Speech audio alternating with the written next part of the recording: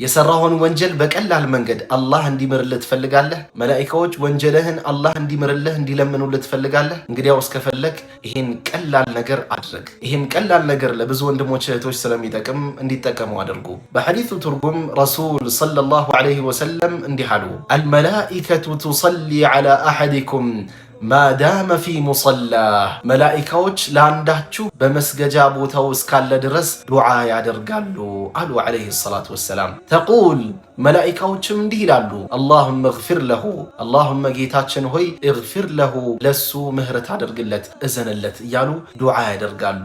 ያ አላህ። ከዚህም ሐዲስ መረዳት ያለብን ነገር ምንድን ነው? አምስቱን ፈርድ ሰላት ከሰገድክ በኋላ ባለህበት ቁጭ በል፣ አትቸኩል። አንዳንዶች ኢማሙ አሰላሙ ዐለይኩም ወረሕመቱላህ አሰላሙ ዐለይኩም ወረሕመቱላህ እንዳለ እነሱም ወዲያው ብለው ተነስተው ይሄዳሉ።